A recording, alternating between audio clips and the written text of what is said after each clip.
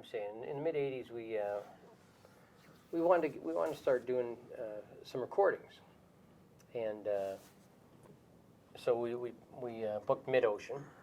Well, we kind of stopped doing Elvis and kept playing, but we did some of his songs and whatnot. We drew mustaches, but we decided we were going to record, and we wanted to record something of our own, like our own.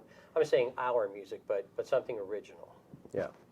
So Mike McMahon wrote a really pretty song called "Every Night" that we recorded. We actually got some pretty good airplay across Canada from it, and on the flip side of that was Carbon Copy Love Affair. Carbon Copy Love Affair.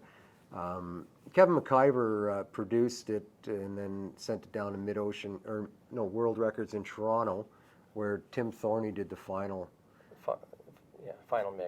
mix on it. And well, we did 4 songs, and we were going to put out 2, which back then it was a 45, and so we had the other 2 in the can, which we were going to come back, which was You Come to Me in the Night, and what was the other one? You sang. I don't remember. Well, it's been 40 years. But anyway, so we recorded. Guess we should have recorded that one. We probably should have, yeah. Precedent. We had 1,000 copies made, and we were actually playing up north in Thompson when they came out, and Terry Morris sent them up to us, and or sent us up a lot of them, because we met the guy that was on CBC at the time, and so he played it pretty much daily, 2, 3, 4 times a day. On the radio?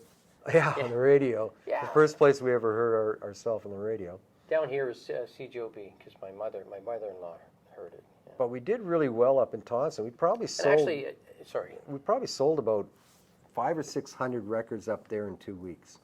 You know, which was really. We good. never pressed any more though. No. But the Carbon Copy Love Affair was actually written in our basement and tweaked by Kevin McIver. But that was an original of ours. So that was fun to do. Finally, get something of our own on there. But yeah, so pardon me. What year was this? I think it was 85. I'm pretty sure. And I was pretty sure it was 84. But it doesn't. 84, 85. Yeah, 84, 85. We probably recorded it probably 6 months earlier or whatever. So you might be right. It might have been released then. It was released up, like Tim said, up right around. We were doing New Year's Eve. Yeah, 84. Yeah, we probably recorded in 84, but it was 80. Yeah. But yeah. So we came back. We had the guys that were with us back then: Jack Mance, Terry Barnett, Kevin McIver, and Vance, wasn't it? On the record? No. Oh, playing up north. But one of the cool things in that time, like Tim said, Vance, we didn't do as much Elvis. If we did one set and that. But back then we started doing. It actually started. I can't remember who was it. We started doing the harmony. We did 3 medleys at the time, which was Terry. We rehearsed for 30 days again at my cousin Terry Barnett's house, and it was Jack Mance and Brian Sellers. Yeah. And Jack Mance, Brian Sellers, Terry, and me and you. There was 5 of us. And Gary Squires originally, but then Terry came in. But we did a Beach Boys medley that was 5-part harmony, and it probably one of the nicest things we've ever done. 11 or whatever it was, minute medley. Anyways, when we first did it, we were doing it over at the Travel Lodge here in Winnipeg, excuse me. And there was a DJ here in town that was also an entertainer. Do you remember? Anyways, he was an entertainer, DJ at CKRC, and he came in and saw us. And the funny thing is, the Beach Boys were playing at the stadium that night, and he said on the radio the next day, if you really want to hear what the Beach Boys sound like, go down and see the Walsh Twins. And I'm telling you, honest to God, it's one of the proudest things that I think that we've done as a unit. We spent a lot of time, and the other 3 guys had great voices, and they taught us the harmonies that we had to do. Chris did the highs. Yeah. I kind of did. Stan Kubicek was the guy. Stan Kubicek was the guy that came down, yeah. From CKRC. And so we played in a place downtown North Star back then. It was up on, I don't know, 33rd floor. 33rd floor. And a girl came down and seen us, but she recorded us in the back, just on a tape recorder, and made tapes for us. And Really glad. I had it in my car, and I remember my dad. I was doing some work on I don't know whether it was polishing or whatnot in the backyard, but my dad came home. If it was polishing a car, that would have been you. Yeah. And so I had it blaring in the car, and while I'm doing whatever, and my dad walks by, and he doesn't say too much, and he said, "You know, I always liked the Beach Boys." And I said, "Actually, Dad, that's us." And he said, "You got to be kidding." And so we did. That told me we did a really good job of doing the Beach Boys. Terry also put together a Creedence medley. That was fun. That was the Creedence medley was just amazing, and Terry did a lot of the singing. Terry Barnett, my cousin, did a lot of the singing, but with the voices that he had, that it was perfect for that. And we also did an Everly Brothers. Yeah, medley. Tim mentioned that we got to record with Gary McLean and Everly Brothers tune, but it was actually originally it was Blair back in the early '80s that he wanted us to do Trouble by Problems by the Everly Brothers. He had a you got to do this and so yeah, it was really fun doing those medleys were. Yeah, and that was about the time that we decided to record somewhere. It was around 85. That was also in that era. And then we went back to doing our show again, and we kept doing this, and we're doing still really well. Excuse me. This is the Elvis show, right? The Elvis show, yeah, and dances and whatnot. But we did that consistently. We had the way that Terry was booking us at the time was Terry Morris was we had a 7-week cycle of 7 bars, and since probably the '80s, like when we did play, we'd go to 7 bars and we just repeat it until we wanted time off. Like a bar a week? Yeah, Like we were working every week, and benefits usually every you do the second Central Sunday for Hotel, sure. you go to the Chalet, then you go to the Montcalm, then you'd go The A. to the A, and then you like the Gordon Chain and all this stuff.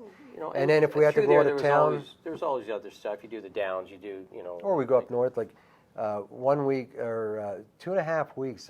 We got to know the people up north, even in Flin Flon. We did the Flin Flon Trout Festival this one year because we'd played the Flin Flon George Hotel. Is George Royal George? Yeah, yeah. Believe it or not. Anyway, Did you drive up there? hey. You drove up there? Yeah. Oh yeah, we drove up there, and what was neat about this one time is we played a week at the George, and then we had to play the Trout Festival on the weekend, and then we were going to go over and play the Thompson, but we went up to the Trout Festival, and we were up there. Dean Gunnarsson was doing a magic show. And Dean Gunnarsson is? Dean Gunnarsson, yeah. One of the top escape artists in the world. Yeah, he was up there, and he's a Transcona boy as well. Yeah, Laurie Mustard was Laurie did. He was a radio personality, but he also did a number of commercials. He was a very, very funny guy. Oh, yeah, Hilarious. amazing. But he hosted it. Cindy Kane was up there with. She was one of the top country singers in Canada for many awards. And Eddie Shack and Don Cherry were up there doing a talk and whatnot. And Eddie Shack was one of the one characters that the NHL ever saw, and Toronto Don Maple Cherry up here in Canada. Everybody knows Hockey Night in Canada, and this is the mid '80s. This is the mid '80s. Yeah, and the funny thing, we played every afternoon and that, but we also did the big Saturday night at the arena.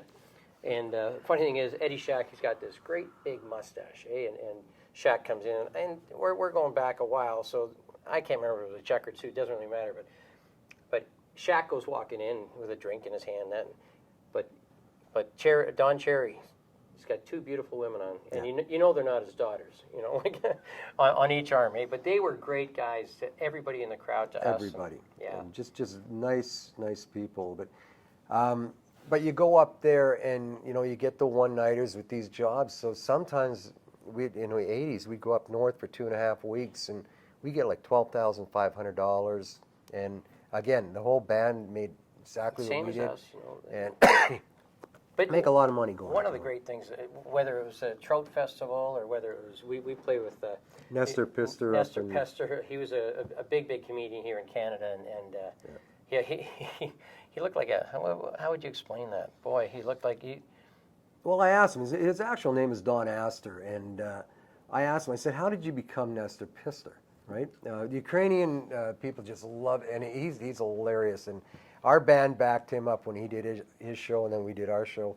And he said, "Really?" He said, "I was in my dad's garage, and he had his old trunk from the war, and put on his jacket, and then put the cap on, and he looked in the mirror. Long, full-length jacket. He said, Nestor. And from that, he built this show that... Didn't he pull his shirt out his zipper? Oh, he might have. I don't know. But funny guy. He but this guy, if you can check Nestor Pester on any website, yeah. But funny guy. But the great thing about what we had the opportunity over those 10, 15 years, the first 10, 15 years was meeting some of our idols, or some of the people that we've seen on TV, and got to be the girl from the Love Boat at Variety. All the telethons, man. Yeah. Oh, from But it's fun to when you Canadian. You look at these people and you wonder, what are they like, and you actually get to sit down and chat with them, especially sometimes spending a weekend with them, and in these festivals or these. Well, Ronnie Prophet. Terrific. He's a man. Canadian artist. And Gloriana's wife. And Glorianne. Ronnie and. And the cool thing about what like meeting Ronnie is that we got to see him every year at the telethon, every single year, and for some reason he was always hosting when we were on. So I would go on one side of the stage, and he would go over to you and say, "Where's Chris?" And Ronnie Prophet.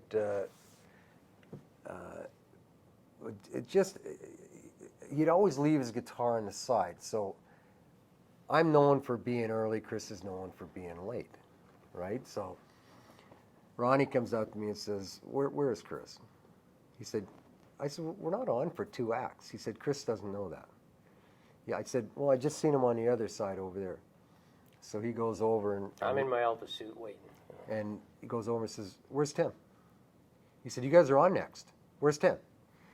And Chris goes, I don't know, but I'll find him. And so I said, so this is the second year. I said, Ronnie, why? He says, because it works. And he did it year after year after year. But you get to kind of meet them that way by them teasing or vice versa or whatever. So, but it's a great thing when you get to meet people. But we kept doing the Elvis show for the next few years, straightforward. 1989, we were on stage and we were playing at the Central Hotel. We still had quite a few months booked, but Chris and I looked at each other in '89. I just looked at him. I said, "Have you had enough?" And because we also worked day jobs, like we always kept busy. If we were going to be in town for a long time, we always worked, other than sing. I was a milkman. Chris was at many, different places. Great, being an entertainer and a milkman. What a job! What a job! Yeah. But so in 1989, we were playing, and I looked at him. I just said, "I think I've had enough." And Chris looked at me and said, "You know what? Me too." And we just actually we stopped that day and said to the band, "You can have all the rest of the bookings and whatnot, but we just want a break." And we actually stopped for 2 years straight. Pretty much, yeah. Did nothing, and then a friend of ours introduced us to Jerry Wanchuk, who owned the Royal George at the time. And that was a dive bar at the time. At the time, yeah. At the time, it was the old. It was built in 1913, and not a lot done to it, Jerry had, he had a Harvey, or not Harvey. Harvey Henry was playing. Yeah. He had a really good entertainment. Harvey would break records sweetheart. there and whatnot. Anyway, he said, if you guys ever decide, and we only met him just through one of our friends, and he just said, if you ever decide to play, would you give me a chance? And we said, sure. And, if we ever do. So we went over to, Transcona is one of the few bars in the world, or few places in the world that has 4 bars in 2 blocks. So we went over to another bar, excuse me, had a drink, and we looked at each other and said, you know what, you want to go see Jerry and book? So we went over and seen Jerry. Phoned our old guys up. And again, Jerry said, what do you want? We said, we don't even know what people make anymore. So just pay us what you want. And so we put all the old guys back together, and he paid us royally. Well, he paid us great. We broke Harvey Henry's record. Which he was doing pretty good Very in good. the country music. And then, so Jerry, so then we just started playing the Royal George from then on. As the Elvis Act? And yes, Elvis Act all the time. I think you did the Elvis. Did I do it? I did. No. Yeah, I didn't do it, no. I kept doing it. I kept doing it right through. That's right, too. Yeah, I changed into. Tried to squeeze into my outfit, but well, but one of the cool things when we were there, so we got back into the music with, through Jerry and the Royal George and that. Anyways, both like Alan and Tammy and Tim and myself, our wives and ourselves, we were at the George, and then we were over to see at that time Brian Sellers, John Hanna.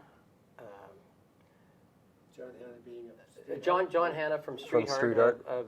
one of Or Canada's Hurricane top rock Hanna. and roll, and Hurricane Hanna, but from Street Heart.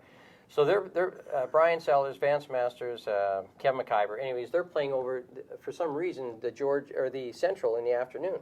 And Donnie and McDougall we're was with Donnie hanging out with us from the night before. from the Guess Who. And we were playing at the George. So, anyways, we find out we go wandering over there with Ellen and Tammy And Donnie. and Donnie. And next thing you know, we got an opportunity to be on stage with Donnie, John Hanna, Brian Sellers, like these guys. Vance Masters. 3 of them from the Guess Who of different eras, and John Hanna from Street Heart and Kevin McIver from Thorny. Thorny ended up he was a big rock and roll guy here in the mid '70s, and ended up being a producer for RCA in Toronto, but.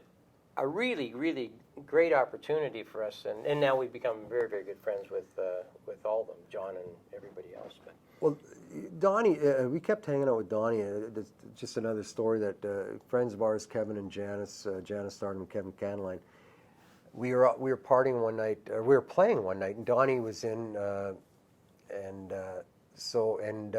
Gary is in at our watching us play. And we were invited back to their house. So, and this is kind of a really neat night because we're sitting around a table in their living room. They had switched to a big table for dinner, and they had another family room. And it's about 4 in the morning. Donnie's sitting here, I'm sitting here, Chris sitting there, Kevin, Jan, Gary, Gary McLean. Alan and Tammy. And everybody was there. And so, but what Donnie was doing this time, he wasn't just playing. He said everybody, he just passed the guitar. I would have to play a song, everybody sang. Then I'd give it to Gary McLean. He would do a song. He passed it to Chris. Anybody that could play, and then Kevin would do one. But we sat up, and apparently this is what the McLeans did growing up, is that it's famous Easterner parties in the kitchens. kitchen parties, yeah. And we sat up and had such a blast that night, doing and singing until 8 in the morning. We finally went, God, we got to go home and go to sleep. But these are the kind of people that they were, and to this day, Donnie, he would do that in a second. He just these guys, everybody hangs out. It's Musicians get together. Some of these guys, you can't afford to pay them, but if you tell them it's free, they'll do it. Like it is funny. Yeah. How much you get paid? Nah, I don't think so. Yeah. You want to do it free? Sure. So anyway, through the 80s, or through the 90s, pardon me, we did the Royal George and whatnot. But in '92, Warren Brown, who was the original guy from the Elvis show, This is cool. called me up and wanted to talk to me and Chris about going with the Elvis show for a month in Asia. And I forget where I was working, but we were singing and we were working, so we were still making quite a bit of money. And so I sat down with Warren, and he said he had a show coming up that was going to be in 2 weeks in Kuala Lumpur and then 2 weeks in Singapore. And I said, yeah. I said, like he offered me some U.S. money, and I said, you know what, I'd just like to go for the experience. So it's 1 month. I had to check, excuse me, with my wife Tammy, because we just had our daughter Tegan, and she was about a year old. And Tammy said, yeah, you know what, it's a pretty good experience. And at that time, we also owned our own company, so I basically taken one of our trucks around the city for Walmart or Wilco or one of them. Anyway, Wilco. so I went to Chris. Something came up and Chris couldn't make it because Chris was going to go out there and do the 50s, and I was going to do the 70s, and they had another guy, Darcy McLeod, who did the 60s, the leather 60s. Anyway, something happened, and they got another fella from Saskatchewan to fill in for him. And so I went to Singapore, and we went to Kuala Lumpur first. And really what we were doing is we had to go there, and we rehearsed with a 4-piece band for a week and a half, and we had to play 1 hour. Each Elvis guy had to do 20 minutes at the Holiday Inn for it was for International Secretaries Week, and we played there. God knows I wish I was there. 2 weeks. They should have 2 weeks mentioned earlier, Diana Ross was there, and she was $500 a ticket, or $250 a ticket, I think, at that time. And if you had in Singapore or in Kuala Lumpur, if you had a secretary, you obligated to go, and it was $100 a ticket, I think, or $200 a ticket. It was a lot of money back then, and so we got to know a lot of people there, and it held 750. There were 750 people there for 1 hour, but we had to go and rehearse with a band for. These guys are great too, and then we end up going to Singapore, and in Singapore I had to rehearse with a 16-piece band. Or 13-piece band from Manila. Probably great musicians, but they really didn't speak English. And so we're rehearsing, and the guy that was running the nightclub, it was the nightclub is called the Caspar. It was on the 33rd floor of the highest, at that time, the highest. There was duo towers of this hotel, Mandarin, and you get on the 32nd floor, and the floor rises up, and it's like a coliseum. But so we're rehearsing. The guy, he's an Elvis fanatic. He's got his hair like a pompadour and all that. And so about the third day we're rehearsing, and he says, Tim, what's wrong? I said, can you ask these guys if they've ever heard Elvis? Like musically they were kind of there, but the drummer, there was no, if I did karate stuff, there was nothing happening. They're all reading music sheets. Yeah. They're reading music sheets. Elvis guys all feel. So we asked them, and he said, no, they haven't. I said, can you ask them to throw their music sheets out and just listen to the songs that they got? I said, because we need the dynamics. And he said, I know, that's what, I said. So anyway, so he did. He got them to, for the next few days, like have their music sheets there if they need them, but listen to the music. And it turned out a lot better than what it would have. But I mean, again, you go into different situations and you make the best of it. And as it turned out, I mean, it was a really good band to play with, but it just took a lot to get through. But we spent most of our time rehearsing, but it's great experiences because of that, going Chinatown, eating outside, and wonderful. But anyway, after that, we just kind of kept playing at the George and doing benefits. And Yeah. So, and basically, that's kind of, our last little while has been just, 4 or 5 times a year, and just benefits, and we do a cancer benefit every year, which I'll let you fill that in. Yeah, we've. My wife passed away in a car accident 6 years ago. And so my brother George, and he's been extremely instrumental in it, and Tim, myself, and Greg Pester, and of course all of our friends. We got some great friends that help us every year: Kevin and Jan, and Schmitty and Kim, and Carl Renna, Rick, and all Rick and Jan, all of our friends. But anyways, this is our 5th year. We're just about at just over $29,000 for cancer and breast cancer, and so we do that every single year, and we have musicians from all over town, different genres, and that have come every year. Right, we've had the Patriot Boys, who are doing amazing well in country music right now, and Petricks, yeah. Petricks, yeah, and just Darren LaValle.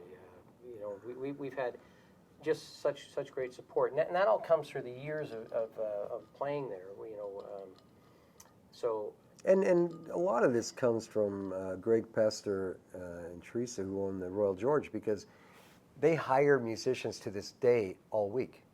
And so when, if we're looking for someone or whatnot, a lot of times Greg can get a hold of people we know or don't know. Yeah. But, Chris Bigford's band, Chris is down in L.A. now, but his band has come they've under a couple of different names and that. But anyways, what we're trying to say is that we've had some great support, again, through music and through. We're really blessed with the people that we've met in this industry, yeah, and our friends in Winnipeg in general, and I guess it's still what Phil Petrie said: be nice to people on the way up, and they'll help you on the way down. And they'll help you on the way down. Tell us about your mom. Your mom made all your uniforms?